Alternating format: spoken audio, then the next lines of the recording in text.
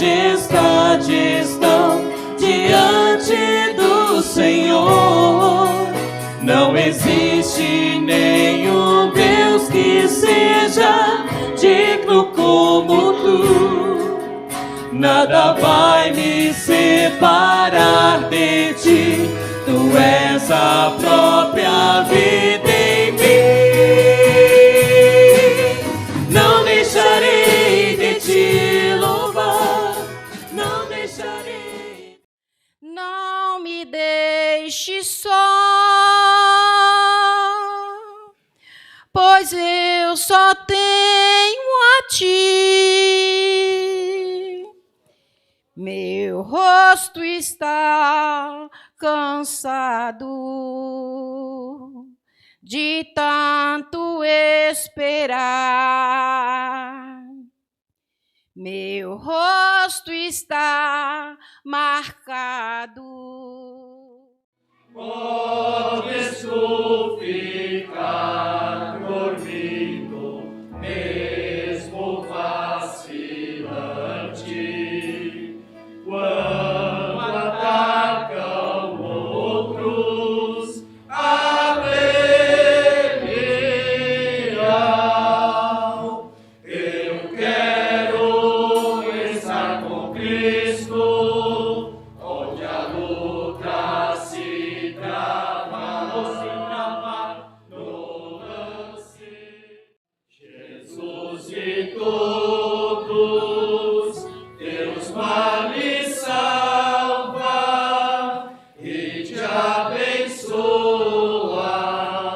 dos altos céus, porque te abates, ó minha alma, e te comoves, perdendo a calma. Não tenhas medo. Graça real. Foi assim que Jesus, morrendo, seu sangue por nós derramou. Herança nos céus com os santos de luz, comprou-nos Jesus, pois seu preço pagou. Exultai, exultai, vinde todos louvar a Jesus Salvador, Criador de toda a vida, fonte de justiça, de misericórdia, toda a redenção e todo o poder. Ao Senhor Jesus, adoração, adoração, e o levantar de minhas mãos, porque dele, por ele, para ele são todas as coisas. A ele a glória,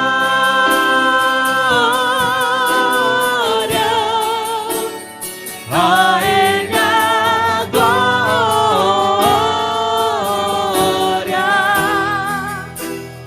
a ele a glória.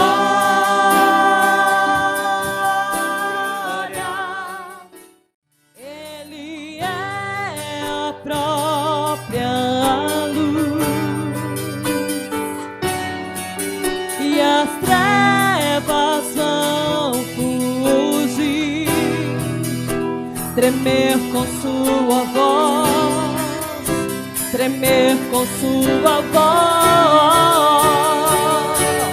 Quão grande é o meu Deus, cantarei quão grande é o meu Deus.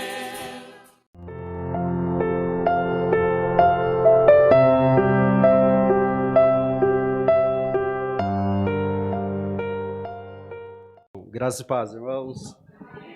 Louvado seja o nome do Senhor. Bom estarmos aqui para adorar o nome do Senhor e ouvir a sua santa palavra. Peço que a igreja abra aí a sua Bíblia lá na epístola do apóstolo Paulo aos Romanos, no capítulo 1, vamos ler o versículo do 16 ao 18. E eu quero titular essa preleção nesta noite, essa reflexão, como um retorno à confiança no Evangelho. E logo as argumentações pela própria Escritura, e o apóstolo Paulo vai nos declarar por que nós devemos ter um retorno, ou voltar a um retorno à confiança no Evangelho, para a glória do Senhor Jesus. Diz assim a palavra do Senhor. Romanos capítulo 1, versículo 16 ao 18. Porque não me envergonho do evangelho de Cristo, pois é o poder de Deus para a salvação de todo aquele que crer, primeiro do judeu e também do grego, porque nele se descobre ou se revela a justiça de Deus de fé em fé, como está escrito, mas o justo viverá da fé. Porque do céu se manifesta a ira de Deus sobre toda a impiedade e injustiça dos homens que detêm a verdade em injustiça. Oremos ao Senhor. Senhor, a nossa palavra nesta noite é de gratidão ao Senhor, pelo Teu Evangelho revelado, Senhor, a homens como nós, Senhor, pecadores que necessitam da Tua graça, Pai.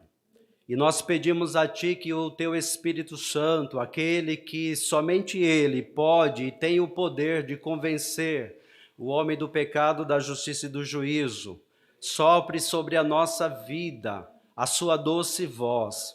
Que Ele venha, Senhor, ó Deus, incendiar o nosso coração. Venha tornar, ó Deus, tornar-nos nesta noite cativo, o nosso coração, mente cativa a Tua palavra, em obediência à Tua palavra, Pai. Que o Senhor cresça sobre nós, que o Teu Espírito Santo, Senhor, aviva, Senhor, a chama da Tua palavra, do Teu Evangelho em nossos corações, no nome de Jesus, Pai. Já eu quero repreender todo o embaraço, todo o impedimento, Senhor. Todo pensamento contrário, Senhor. Ó Deus, todos os nossos conceitos, tudo aquilo, Senhor, ó Deus, que bloqueia, atrapalha, Senhor, ó Deus, a pregação da Tua palavra, Senhor, o fluir da Tua palavra no nosso coração, na nossa mente, seja repreendido agora no nome de Jesus Cristo, porque a Tua palavra, ela tem poder, Senhor. A Tua palavra, como disse o profeta Jeremias, ela é martelo que esmiuça a penha do coração, e esta mesma palavra, Senhor, ó Deus, nós pedimos a Ti que venha esmiuçar a pedra que há no nosso coração, Pai, que ela flua, porque a Tua palavra diz, Senhor, que toda palavra que procede da boca de Deus, ela cumpre o seu propósito, o seu efeito, e a Tua palavra vai cumprir o Teu propósito nesta noite, e tudo isto é para a glória e louvor do Teu santo nome, Pai. Nós oramos agradecidos no nome de Jesus. Amém. Um retorno à confiança no Evangelho. Mesmo antes de ser convidado para trazer essa mensagem, ou a mensagem nesta noite, eu já estava meditando nesse texto, nesses versículos, e uma coisa que não saiu da minha mente, do meu coração, foi a voz do apóstolo Paulo dizendo o seguinte: não me envergonho do Evangelho, porque ele é o poder de Deus. E durante toda a semana vem ardendo no meu coração, não me envergonho do Evangelho, porque ele é o poder de Deus. Não me envergonho porque o Evangelho é o poder de Deus. Porque o Evangelho é o poder de Deus. Porque o Evangelho é o poder de Deus. Porque o Evangelho é o poder de Deus. Louvado seja o nome do Senhor. Eu quero iniciar essa preleção, essa reflexão, fazendo uma pergunta, porque essa pergunta veio ao meu coração. O que é o Evangelho para você? O que é o Evangelho para nós?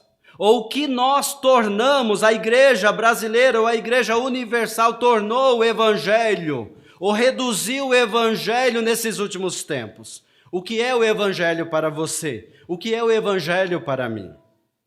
Sim, meus irmãos, o que é o evangelho para nós? Porque é esse mesmo evangelho que nós concebemos, que eu concebo, que eu entendo. Ele é o mesmo evangelho que nós devemos depositar a nossa confiança. É o mesmo evangelho que nós devemos confiar a nossa fé. É o mesmo evangelho que nós devemos depositar a nossa esperança. Porque é esse evangelho que vai reger os nossos passos e as nossas vidas até a consumação dos tempos. Por isso é necessário que ele seja claro nas nossas vidas. Por isso que é necessário que esse evangelho seja claro, bíblico e eficaz e confiante nas nossas vidas. É preciso que nós venhamos a dizer como o apóstolo Paulo: pois eu não me envergonho do evangelho, porque ele é o poder de Deus na minha própria vida. Louvado seja o nome do Senhor.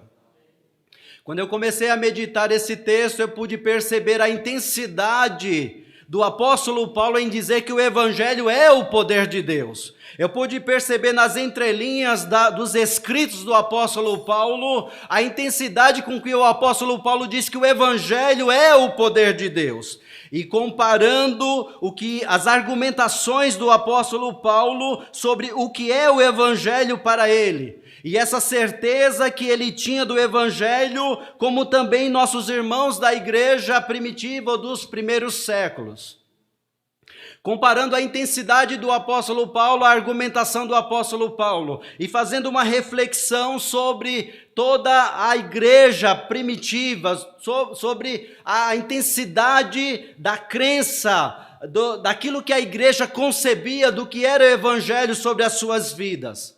Eu pude perceber que as respostas que os nossos irmãos, os mártires, os apóstolos, os discípulos e tantos outros que vieram depois dos apóstolos, eles deram respostas às aflições que vinham sobre a sua vida. Eles deram resposta por causa da clareza do evangelho que estava sobre o seu coração. Eles deram uma resposta ao mundo, eles deram resposta às perseguições e às dificuldades que vinham sobre a sua vida por causa da clareza do evangelho que estava no seu coração. Eles deram resposta às dores que vinham sobre a sua vida por causa da clareza do evangelho que estava sobre o seu coração. Eles davam a resposta aos infortúnios da vida que vinham sobre a sua vida por causa da declaração que eles faziam para si mesmo no seu coração sobre o que eles acreditavam ser o evangelho. Eles davam resposta aos incrédulos da sua época, que zombavam do evangelho, que eram indiferentes ao evangelho. Eles davam resposta de fé aos incrédulos. E nós precisamos hoje deixar claro ao nosso coração o que é o evangelho para nós, porque é dependente dessa resposta, ou desse evangelho, que nós vamos dar uma resposta eficaz para as dificuldades da nossa vida, para as perseguições que vêm contra a nossa vida nesses últimos tempos, para as dores que vêm sobre as nossas vidas, que vêm nesses últimos tempos, para os infortúnios que vêm sobre a nossa vida. Nós precisamos estar certo e sair daqui nesta noite. Talvez você não tenha certeza do que é o evangelho, o que significa de fato o evangelho para você, mas eu quero, em nome do Senhor Jesus, pela presença do Espírito Santo, que você saia daqui nesta noite dizendo, assim como o apóstolo Paulo disse: o evangelho é o poder de Deus que está sobre a minha vida. Aleluia. Louvado seja o nome do Senhor. Eu também pude comparar, irmãos, a época dos grandes avivalistas que foram usados por Deus nas grandes proclamações do Evangelho. E eu fiquei pensando num grande avivalista chamado Charles Finney. Charles Finney, ele confiava tanto no Evangelho. Ele tinha tanta certeza do evangelho, que era o poder de Deus sobre a sua vida e sobre a vida do pecador, que Charles Finney ele começou a dizer em uma das suas preleções, ele disse que as suas palavras parecia tão certeira como flechas farpadas nas almas dos corações dos homens quando ele pregava o evangelho. E multidões se convertiam ao Senhor por causa da certeza que ele tinha do evangelho. Eu comecei a pensar no evangelista Moody, quando ele tinha tanta certeza nas suas preleções, nas suas pregações, ou do evangelho de Deus sobre a sua vida, que esse homem ele buscava fervorosamente o poder espiritual de Deus por causa do evangelho. Era tanta intensidade que ele buscava de tão certo o poder espiritual de Deus, que ele não precisava apresentar grandes novidades ou novidades do evangelho, porque multidões convertiam ao Senhor quando este homem abria a boca. Porque ele tinha intensidade, ele buscava ao Senhor vigorosamente. Ele se derramava aos pés do Senhor, dizendo: Senhor, dai-me almas para ti, Senhor. Coloca a palavra do teu evangelho verdadeiro de confiança nos meus lábios, para que os pecadores ouçam a tua palavra e seus corações se compujam e se arrependam por causa dos seus pecados e se lancem a ti, Senhor, de todo o seu coração. Homem que buscava com fervor a presença de Deus para ser instrumento de Deus. E quando nós acreditamos no evangelho como ele é o poder de Deus, segundo as argumentações do apóstolo Paulo, nós também buscamos fervorosamente a presença de Deus. Nós clamamos a presença de Deus para que Deus use as nossas vidas e que as palavras que saiam dos nossos lábios, do nosso coração, seja de fato o evangelho da verdade que salva o pecador. Homens que buscavam a Deus e acreditavam tanto no poder do evangelho, que marcaram a sua geração, que marcaram a sua época com a graça do Senhor. E olhando para o evangelho de hoje, nós cremos e confiamos, pelo menos dizemos que nós cremos e confiamos e pregamos. A conclusão é justamente essa: que evangelho eu estou crendo? Que evangelho nós estamos o reduzindo? E é por isso que a convocação de Deus nesta noite para nós é um retorno à confiança no evangelho. E isto me faz pensar desta forma por causa da geração atual. Um retorno ao evangelho me faz pensar na geração dos conversos atuais. Porque quando nós olhamos para os conversos dessa geração, nós vemos uma geração fraca doutrinamente. Nós vemos uma geração que pensa na sua comodidade, numa geração que procura o evangelho que se amolde à sua pessoa, que se amolde ao seu jeito de ser e agir. É uma geração, teologicamente, que não corresponde com a verdade do evangelho. É uma geração que não se pronuncia a uma geração má e adúltera, pecaminosa, e que traz e transfere a glória de Deus para essa geração, que não evidencia a verdade do evangelho. Aleluia. E é por isso que eu quero refletir com você, com a igreja nesta noite, as argumentações do apóstolo Paulo sobre a verdadeira concepção que devemos ter do evangelho. Porque quando nós pensamos, irmãos, no evangelho atual, perceba que o evangelho já não é mais tão poderoso a ponto de nós querermos agregar elementos no evangelho para segurar pecadores na igreja. Esta é a nossa realidade. Nós queremos fazer várias coisas ou agregar vários elementos no evangelho como se ele não tivesse o poder só por si só de salvar o homem. E quando eu escuto Paulo dizendo o evangelho é o poder de Deus, Eu me entristeço comigo mesmo, porque muitas vezes nós queremos ou eu quero fazer isso com o Evangelho. Reduzir ao Evangelho. Ou quem sabe nesta noite alguns de nós apenas concebemos o Evangelho apenas como um conjunto de doutrinas teológicas frias, na sua letra apenas.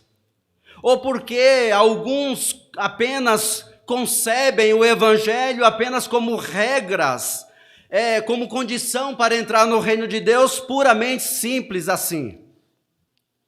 Ou quem sabe alguém de nós apenas concebe o Evangelho porque é mais uma religião que deve exercer, porque a sua família exerce, porque a sua mãe, o seu pai, o seu avô, a sua avó exerce.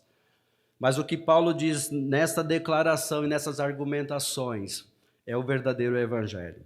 Em primeiro lugar, versículo 16, parte A. Em primeiro lugar, Paulo diz que o Evangelho que produz confiança deve ser aquele que expõe o pecador ao testemunho vivo. Porque no versículo 16, parte A, Paulo diz: porque eu não me envergonho do Evangelho. Perceba, irmãos, que quando o apóstolo Paulo vai dizer que ele não se envergonha do Evangelho, ele se coloca, ele se entrega, ele se expõe ao testemunho pessoal do que é o Evangelho para ele, ou do que o Evangelho fez na vida dele. Perceba a intensidade das argumentações do apóstolo Paulo, e nessa noite eu quero que você olhe não apenas, olhe além da interpretação teológica doutrinária, mas eu quero que você olhe a glória, a intensidade, a maneira com que o apóstolo Paulo se coloca como testemunha viva, o seu testemunho pessoal, do que é o Evangelho de fato para ele, a concepção que o apóstolo Paulo fala do que é o Evangelho para ele. Ele diz: eu não me envergonho, e ele se coloca como tal. Por quê? Observe que o apóstolo Paulo, ele quer convencer os seus leitores, e a maioria dos seus leitores eram romanos. Ele quer convencer aqueles para o qual ele está dizendo: o Evangelho é o poder de Deus. E ele precisa de um testemunho vivo para mostrar, porque os romanos, eles são pragmáticos. Eles querem ver a ação, eles querem ver o resultado. E Paulo diz: o resultado do Evangelho sou eu mesmo, é a minha própria vida. Paulo, como um cidadão romano, porque ele possuía a cidadania romana, e ele olha para os romanos, aqueles os quais ele escreve, e ele diz: eu, como possuidor de cidadania romana, eu dou o meu próprio testemunho com a minha própria vida, porque eu sou também um cidadão, eu adquiri cidadania romana, eu entendo das leis romanas, eu conheço a sociedade romana, e eu, como um bom cidadão romano, eu digo que eu mesmo, eu me exponho ao Evangelho, ao testemunho do Evangelho, e digo que eu mesmo não me envergonho do Evangelho, eu não me envergonho, eu não renego, eu não nego, eu não minto sobre o Evangelho, mas eu mesmo dou testemunho com a minha vida que o Evangelho de Deus é poder. E por que ele faz isso? Porque, segundo a concepção romana, daquele que ia para a cruz era um malfeitor. Somente malfeitores, segundo a concepção romana dos romanos, iam para a cruz. Somente aqueles que viviam à margem da sociedade, o marginalizado, ia para a cruz. E a pergunta que os romanos se faziam era: o que um marginal, o que um delinquente, o que uma pessoa desse calibre que foi sentenciado à morte lá na cruz pode oferecer, outorgar aos seus discípulos, aos seus seguidores, aqueles que crerem na sua palavra, pode fornecer alguma coisa a esses que creem nesse Jesus que foi crucificado como bandido lá na cruz. E Paulo olha dizendo: olhe para mim. Olhe para mim, porque esse Jesus que vocês dizem, ou que os romanos acreditam, que a sociedade romana acredita, que era um marginal, ele mesmo transformou a minha própria vida. Aleluia. Nós estamos precisando, irmãos, de mais encontro com o Senhor nas estradas de Damasco da vida, para que nós possamos contemplar no rosto, na face a glória de Jesus, para que nós possamos saber definitivamente o que é o Evangelho para nós. E Paulo olha para eles e diz: olha, eu como cidadão romano também, eu confesso, eu testemunho, eu exponho a minha própria vida dizendo: eu não me envergonho do Evangelho, eu não nego o Evangelho. E quantas vezes, quantos de nós negamos o Evangelho essa semana? Talvez até hoje. Quantos de nós deixamos de testemunhar com a nossa própria vida a eficácia do Evangelho de Deus? Quantos de nós? O apóstolo Paulo diz que ele não se envergonha do Evangelho, como um bom judeu, judeu de judeu, hebreu de hebreu, criado e educado aos pés de Gamaliel. Fariseu, ele diz, fariseu de fariseu, temente à lei, cumpridor da lei de Deus. Paulo olha, porque também Paulo escreve, certamente na igreja de Roma tinha ouvintes, os judeus convertidos. E Paulo se expõe como um judeu, e ele diz: eu como judeu, eu também digo, eu não me envergonho do Evangelho, porque eu dou testemunho da minha própria vida. Porque na concepção judaica, aquele que ia para a cruz era um maldito. Maldito todo aquele que é pendurado no madeiro. É um amaldiçoado, e segundo a concepção judaica, o que pode oferecer um maldito que foi pendurado na cruz? O que pode oferecer aos seus seguidores? Que palavra pode sair da boca de um maldito, de um amaldiçoado, um anátema que foi pendurado lá na cruz? E Paulo olha para ele mesmo e diz: olhe para a minha vida, eu sou judeu.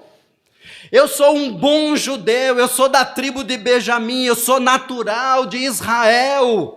Olhe para a minha própria vida, porque o que Cristo fez na minha vida, o que vocês aprisionaram, mataram e crucificaram, aquele que foi considerado para vocês um maldito, ele mesmo veio sobre a minha vida e trouxe transformação sobre a minha própria vida. Aleluia. Louvado seja o nome do Senhor. E nós, quais são as nossas aspirações espirituais que testemunham o Evangelho que nós cremos? Quais são as nossas aspirações espirituais? Porque hoje nós, numa rápida conversa com os jovens, você percebe que a maioria dos jovens nem falam, nem tocam no assunto de ser, ou alguém que diga: eu quero ser um pastor, eu quero ser um evangelista, eu quero ser um missionário, eu quero ser um diácono, um servo, uma serva do Senhor que transmite a palavra de Deus. Quais são as aspirações? E eu temo, porque a igreja está rumo a uma decadência tão grande espiritual, porque nós não vemos, e aqueles que se propõem, que até tentam ingressar em ministérios, você percebe que não tem aspirações para compreender de fato o corpo doutrinário, para poder transmitir aos pecadores e tornar discípulos genuínos, com conteúdos espirituais genuínos diante da presença do Senhor. Nós estamos diante de uma geração pouco se importa por aspirações espirituais. E é por isso que a nossa pergunta é: o que é o Evangelho para você? Quais são, irmãos, as nossas experiências com Deus que testificam aos homens do Evangelho que nós confiamos? Quais são as nossas experiências? Porque se nós cremos no Evangelho, porque o Evangelho, ele transmite experiências para o nosso coração, para a nossa vida, e nos torna um testemunho vivo diante dos homens, da glória de Deus, da transformação e da eficácia do Evangelho. Quais são as nossas aspirações? Quais são os nossos desejos diante do Senhor? Porque o que nós temos na nossa geração são desejos materiais. Eu falo de mim, nós queremos fincar estacas e agimos como se o mundo não fosse terminar, ou como a nossa jornada não fosse terminar. Mas o que nós vamos apresentar diante de Deus? Nós vemos uma geração que não se esmera nos seus talentos, ou nos dons que receberam do Senhor. Nós vemos uma geração preguiçosa por ler a palavra de Deus. Uma geração preguiçosa por estudar a palavra de Deus. Nós vemos uma geração que não busca a presença de Deus e o resultado é este que nós estamos vendo. Crentes capegando, crentes desistindo da sua fé, crente esmorecendo na sua fé, porque o evangelho que eles acreditam não é o mesmo evangelho que Paulo argumenta nesta noite sobre as nossas vidas. Porque nós temos uma vida muito atarefada para poder nos dedicarmos mais ao evangelho e sermos canais de Deus. A segunda argumentação que o apóstolo Paulo fala que o evangelho produz confiança e eficácia em nossas vidas. Versículo 16, parte B. Paulo diz que o evangelho é o poder de Deus para a salvação de todo aquele que crê. Paulo está dizendo, o evangelho é o dínamos de Deus, o dinamis de Deus, a força de Deus, o poder de Deus, a atuação de Deus. Louvado seja o nome do Senhor. O poder na forma como nos foi anunciado e por quem foi anunciado.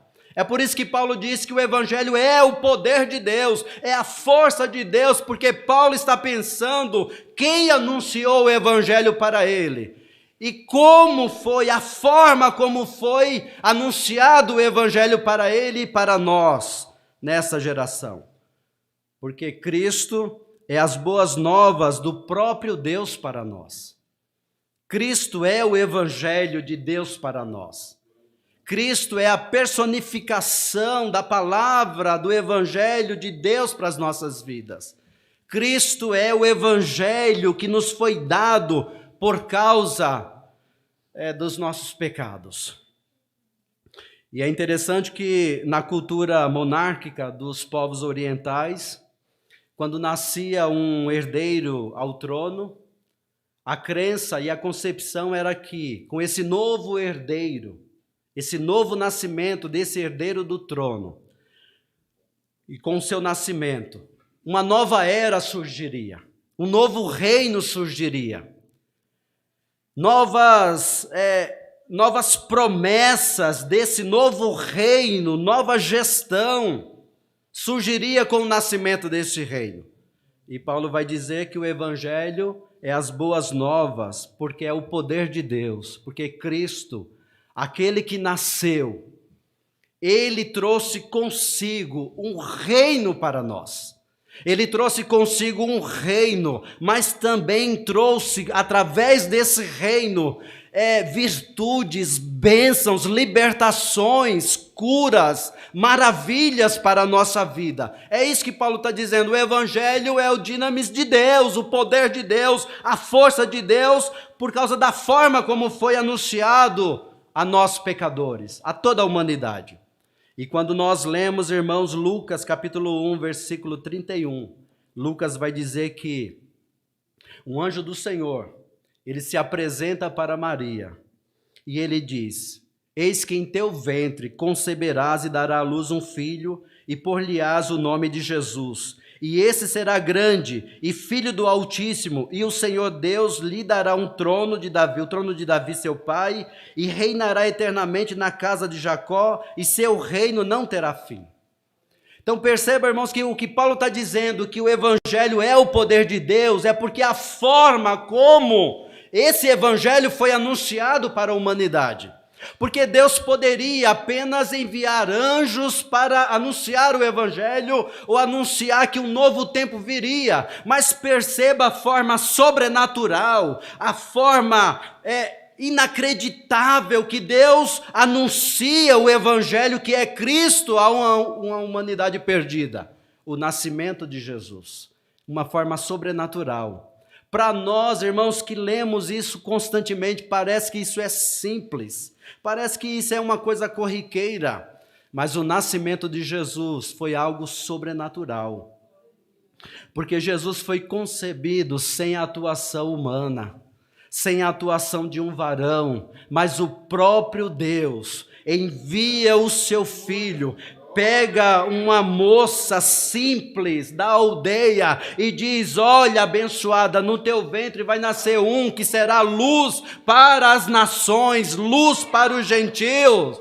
E Paulo vai dizendo: o evangelho é o poder de Deus, porque ele foi anunciado pelo próprio Deus a nós, seres humanos, pecadores, de forma sobrenatural e excelente de Deus. Aleluia. É desse jeito que Paulo está dizendo: o evangelho é o poder de Deus, porque de forma sobrenatural veio até nós. Paulo diz: o evangelho é o poder de Deus, não porque Paulo anunciava com vigor e sinais e maravilhas, não, mas porque o próprio Deus trouxe o evangelho para nós. Aleluia.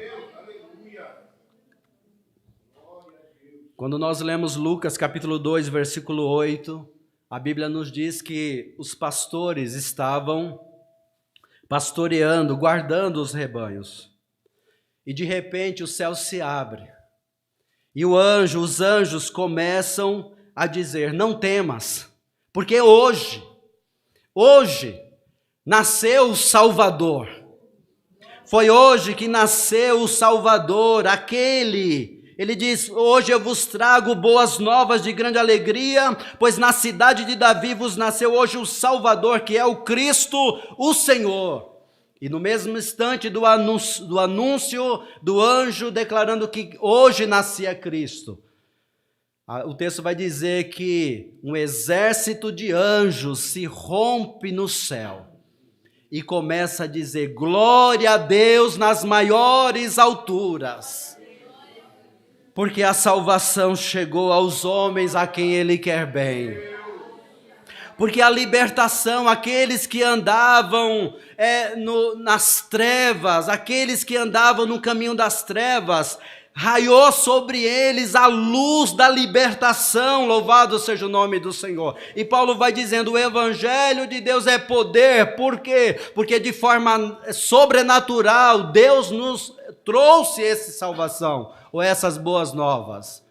Mas também de forma sobrenatural esse evangelho veio às nossas vidas e agora nós temos e desfrutamos dessa libertação. Louvado seja o nome do Senhor. O evangelho, irmãos, é o poder de Deus, porque na sua essência, o evangelho na sua essência, segundo Isaías vai dizer que esse mesmo evangelho é aquele que abre a vista aos cegos. Esse mesmo evangelho é aquele que cura os quebrantados. Esse mesmo evangelho, segundo Isaías, vai dizer que ele liberta os cativos e os opressos de Satanás. E Jesus entra na sinagoga e ele diz: hoje se cumpre essa profecia. Louvado seja o nome do Senhor. Jesus, como o evangelho de Deus, anunciado para nós, o poder de Deus, ele diz: hoje se cumpre isso, o poder de Deus. É esse evangelho que deve marcar a nossa vida. É esse evangelho que deve expor as nossas vidas como testemunho vivo diante do Senhor. Paulo vai dizer que o evangelho é o poder de Deus, é o dinamis de Deus, é o poder, a força, mas também nós podemos entender aqui que Paulo está dizendo que o evangelho é a dinâmica de Deus para a salvação. Porque Paulo vai dizer: o evangelho é o poder de Deus para a salvação, versículo 16. O evangelho tem um propósito. E se nós observarmos a palavra dinamis, a palavra dinamismo é oriundo da palavra dinamis. E eu entendo o evangelho como o dinamismo de Deus para salvar o homem. Deus escolhe desta maneira para salvar o homem. E Paulo vai dizer que o evangelho pode até ser para alguns nada, ou pode ser um outro evangelho, mas Paulo está dizendo que o evangelho é poder de Deus.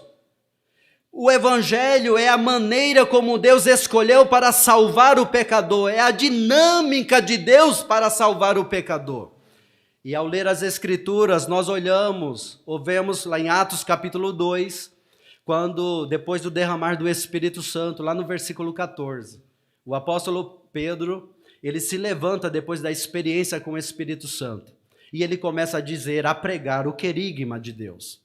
Ele diz, irmãos galileus, esses irmãos não estão embriagados como vocês pensam e falam a esta hora.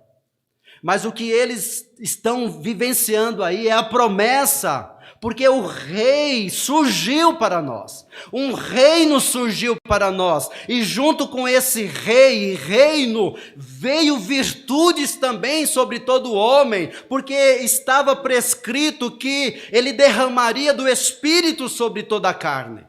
E lá no versículo 22 do capítulo 2, Pedro começa a dizer, esse Jesus que vocês crucificaram, esse Jesus que vocês, esse evangelho que é Jesus, que vocês crucificaram lá na cruz, ele é aquele que trouxe a libertação para nós. E é interessante que todo o capítulo 2 e o discurso do apóstolo Pedro, quando ele vai pregando, e lá no final que ele prega sobre Jesus, a obra de Jesus, o sacrifício de Jesus, a forma como Deus está escolhendo para salvar o pecador. Os irmãos, a palavra de Deus vai dizer que aquela multidão com o coração compungido diante de Pedro diz, irmãos, o que faremos? O que nós faremos também para experimentar essa salvação, experimentar esse batismo? E Pedro diz, arrependei-vos e sejam batizados em o nome de Jesus Cristo. Aleluia. Perceba que o apóstolo Pedro, ele começa a pregar o evangelho, e o coração daquelas 3.000 almas que se converteram ao Senhor, eles disseram, o que nós faremos? Perceba que hoje nós pregamos a palavra de Deus, e cadê os conversos? Cadê as pessoas? O que está acontecendo? Será que o evangelho não tem essa força ou esse poder? Não, ele tem sim esse poder. Talvez você possa dizer, é porque nós estamos no fim. Talvez eu até diga para você, talvez nós não cremos de fato naquilo que nós estamos pregando. Porque o evangelho é o poder, mas também é a dinâmica de Deus em salvar o homem. E pensando nisso, nessa dinâmica de Deus, nós observamos quando o apóstolo Pedro, lá em Atos capítulo 10, quando Pedro, ele é levado para pregar na casa de Cornélio. E quando Pedro começa a pregar, abrir a sua boca para pregar sobre Cristo Jesus, o Evangelho de Deus, o querigma, a mensagem, a proclamação, no mesmo instante, o Espírito Santo cai sobre toda aquela casa. E toda aquela casa é batizada e convertida ao nome do Senhor. O Evangelho é a dinâmica de Deus em salvar o pecador. E o que nós estamos fazendo e o que nós estamos pregando? Qual é o evangelho que nós temos que pregar? Qual é o evangelho que nós temos que confiar e anunciar aos homens? É entretenimento? É clubinho social da igreja? Não, é o evangelho de Deus. É o evangelho que é o poder de Deus. Quando Paulo, na sua segunda viagem missionária, lá em Atos capítulo 16, ele chega às margens do rio, lá em Filipe, e ele começa a pregar. E o texto vai dizer que Deus abre o coração de Lídia para que ela ouvisse o que o apóstolo Paulo estava pregando. E o apóstolo Paulo estava pregando, Jesus Cristo é o Salvador. E ela se converte ao Senhor, e não só ela, mas toda a sua casa se converte ao Senhor. Louvado seja o nome do Senhor. Paulo, quando escreve sua primeira carta aos Coríntios, capítulo 15, versículo 1 e 2, Paulo diz, notifico, irmãos, o evangelho que já vos tenho anunciado, o qual também recebestes e no qual permaneceis, pelo qual também sois salvos. Preste atenção no que o apóstolo Paulo diz. Se o retiverdes tal como vô-lo tenho anunciado, se não crestes em vão. Aí eu fiquei pensando, talvez seja esse o motivo das pessoas que pensam que acreditam no Evangelho. Talvez seja aqueles que naquele grande dia terão aquela surpresa que nós estamos sempre falando, daqueles que dizem: Senhor, em teu nome eu preguei, Senhor, em teu nome eu profetizei, Senhor, em teu nome eu curei, e receberão do Senhor: apartai-vos de mim, maldito, porque eu não vos conheço. E talvez a resposta esteja aqui, porque não retiveram o Evangelho como foi proclamado.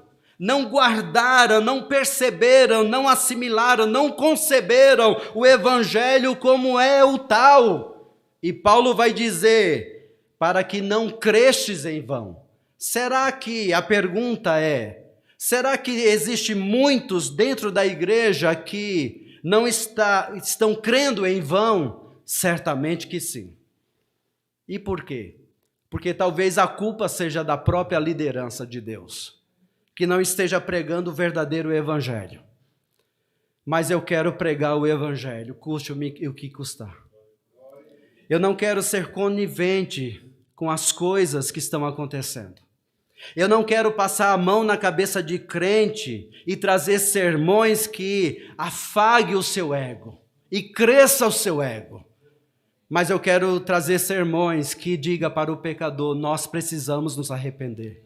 Nós precisamos confessar o nosso pecado. E por incrível que pareça, crentes que acham que não precisa se arrepender.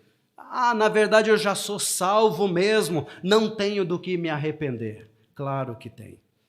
Claro que todos nós temos do que nós nos arrepender.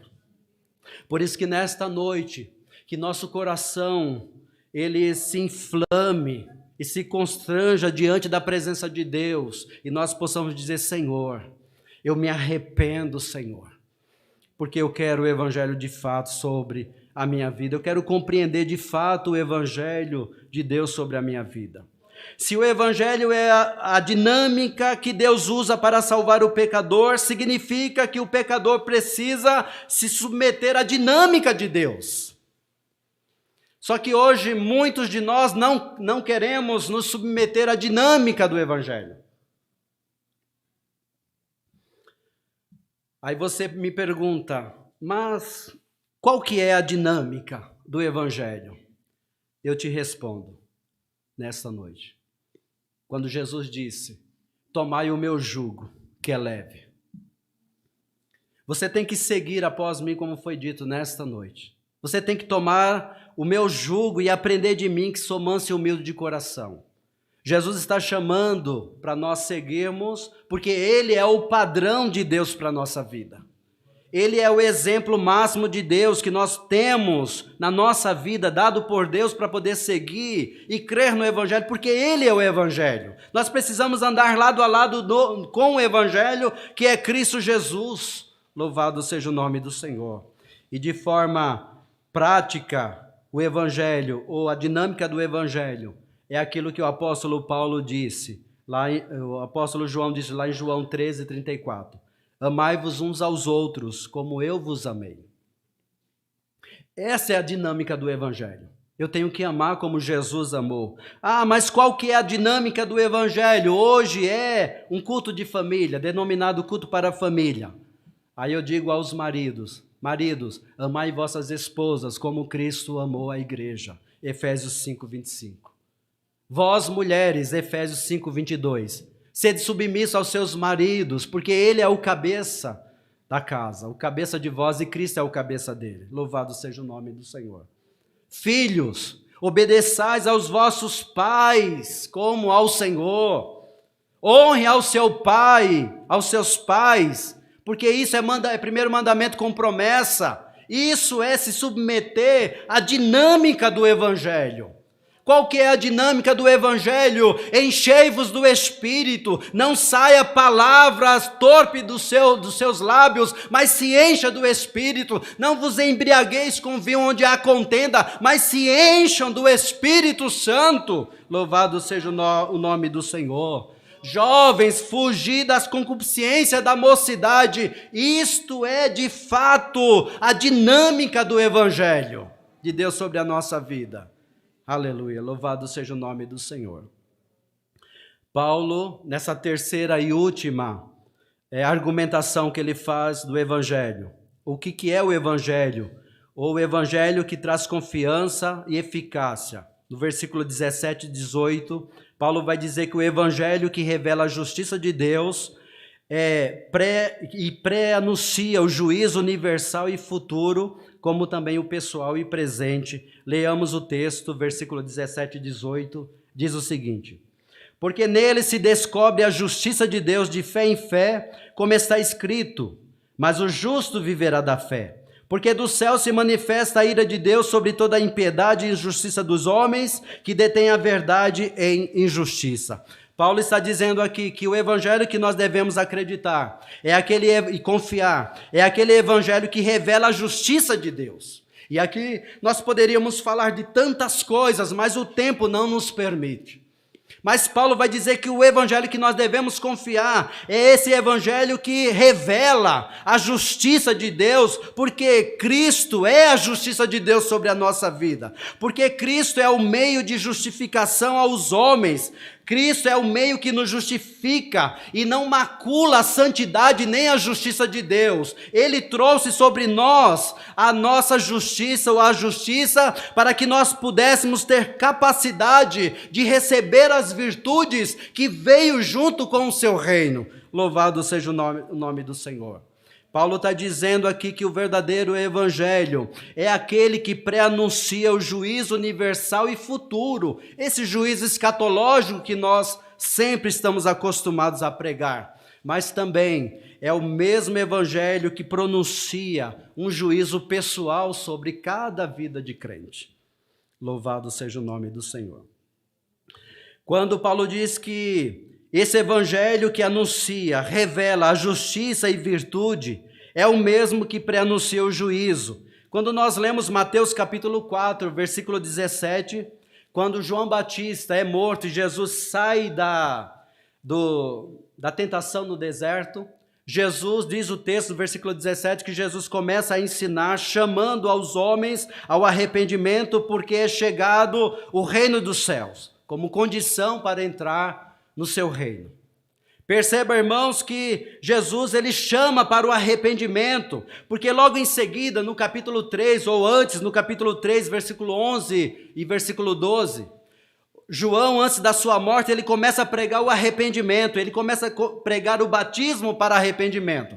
E na sua preleção, João diz: olha, eu batizo vocês com água, mas após mim vai vir outro maior do que eu, que vai batizar vocês com o batismo do Espírito, mas também com fogo. Aleluia, louvado seja o nome do Senhor.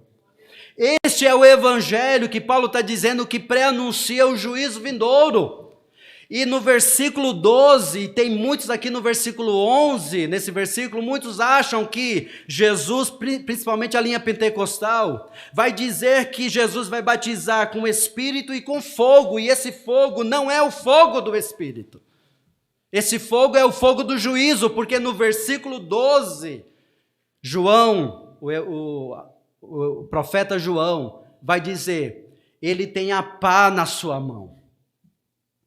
Porque ele vai, com essa pá, ele vai recolher o trigo e colocar no seu celeiro, mas também vai pegar o joio com a mesma pá de juízo e vai lançar no fogo que nunca se apaga. É por isso que o apóstolo Paulo está dizendo, o evangelho que nós devemos confiar, o evangelho que nós devemos crer, o evangelho que nós devemos pregar, é aquele que pré-anuncia um juízo futuro. E ninguém está nem aí. Vamos viver a nossa vida como se não houvesse um juízo por vir. Ah, eu sou salvo mesmo, eu estou livre do juízo de Deus. Talvez nós estamos livres do juízo final sobre todos os homens, mas talvez nós somos réu do juízo pessoal. Porque às vezes, irmãos, Deus trata conosco com juízo ou entra conosco em juízo, dependendo do nosso estado, dependendo da nossa rebelião. É por isso que no versículo 18, Paulo vai falar sobre esse juízo. E ele vai continuar falando sobre o juízo pessoal. Louvado seja o nome do Senhor. Esse juízo pessoal, e eu quero dar exemplos nesta noite. Esse juízo pessoal, ele pode ser de forma coletiva ou individual. Lembra lá em 1 Coríntios capítulo 11, versículo 28, o texto que é comum, que nós lemos na ceia. Paulo vai dizer lá no versículo 28, examinai o homem a si mesmo, e depois coma do pão, para que não venha o juízo sobre a sua vida. Quando nós lemos capítulo 5 de 1 Coríntios, havia fornicação na igreja, incesto na igreja. E Paulo recrimina dessa maneira, e Paulo diz, vocês são tão loucos, estão tão indolentes, que o tal nem foi arrancado do meio de vocês. E sabe qual é o juízo ali para aquele momento? Paulo pronuncia e diz o seguinte, lançai-o fora, para que Satanás destrua o seu corpo. E muitos de nós hoje, nós não atentamos para isso. O juízo pessoal que Deus entra muitas vezes com a nossa vida. Deus fez isso no Antigo Testamento. Quando Israel estava em desobediência, Deus enviava os povos vizinhos como vara de correção para o seu povo Israel, para colocá-lo na linha. Da mesma forma, Deus faz conosco na graça do Senhor. Ele usa os seus instrumentos. Ele usa várias coisas da vida para também trazer um juízo para nos levar ao arrependimento diante do Senhor e voltarmos ao seu caminho. Louvado seja o nome do Senhor. E de forma coletiva, é muito simples. Quando nós olhamos para a igreja de Éfeso, nós vemos que era uma igreja que deixou a chama do amor se apagar. Uma igreja, do modo coletivo, era uma igreja que, doutrinamente, era uma igreja firme, mas era uma igreja indiferente, uma igreja apática e apenas com ritos religiosos. Conhecia a doutrina, mas estava viciada naquele circo em si mesmo, na sua indiferença, na sua apatia espiritual e nas suas práticas religiosas apenas como cumprimento, como um bom cristão. E Jesus disse, se você não se arrepender, eu vou entrar em juízo. Louvado seja o nome do Senhor. Mas também para nós terminarmos, o Senhor, quando fala a igreja de Laodiceia, uma igreja que se julgava rica, uma igreja que se julgava abastada, uma igreja que se julgava não depender de ninguém, ou uma igreja em si mesmo tinha o seu poder e a sua glória. Mas Jesus diz, tu és pobre, tu és cega e nua. Aconselho que de mim compre ouro refinado, e colírio, e vestes brancas para te vestir. Louvado seja o nome do Senhor. E veio o juízo sobre aquela igreja. Será que não poderia Deus usar do seu juízo também sobre a nossa vida? Não um juízo condenatório, mas um juízo que nos atraia para Deus, para o próprio Deus. E o evangelho que o apóstolo Paulo está dizendo nesta noite é o evangelho onde ele não se envergonha. É um evangelho que ele mesmo dá o próprio testemunho como a sua vida. É ele mesmo se expõe como testemunha viva do evangelho que ele acredita. Mas também é aquele evangelho que é o poder de Deus, o modo sobrenatural de Deus em falar com os homens, mas é a dinâmica de Deus em trabalhar com as nossas vidas, mas também é aquele evangelho que traz um pronunciamento de juízo sobre os incrédulos e sobre as nossas próprias vidas quando não obedecemos à palavra do Senhor. Eu quero perguntar nesta noite, qual é o evangelho que você acredita? Qual é o evangelho que você pratica? Qual é o evangelho que você quer pertencer? qual é o evangelho que você quer se expor para a glória do Senhor Jesus. Deus abençoe. Eu passo a palavra a quem de direito. Shalom Adonai, Shalom Adonai, Shalom. A paz do Senhor, a paz do Senhor, a paz do Senhor, a paz do Senhor, a paz do Senhor, a paz do Senhor, a paz. Shalom Adonai, Shalom, Shalom Adonai, Shalom, Shalom Adonai, Shalom Adonai, Shalom Adonai, Shalom. A paz do Senhor, a paz do Senhor, a paz do Senhor, a paz do Senhor, a paz do Senhor, a paz. Vai Davi, Shalom, Shalom Adonai, Shalom, Shalom Adonai, Shalom, Shalom Adonai, Shalom Adonai, Shalom Adonai, Shalom. A paz do Senhor, a paz do Senhor, a paz do Senhor, a paz do Senhor, a paz do Senhor. Shalom, Shalom Adonai, Shalom, Shalom Adonai, Shalom, Shalom Adonai, Shalom Adonai, Shalom Adonai, Shalom. A paz do Senhor, a paz do Senhor, a paz do Senhor, a paz do Senhor, a paz do Senhor, a paz.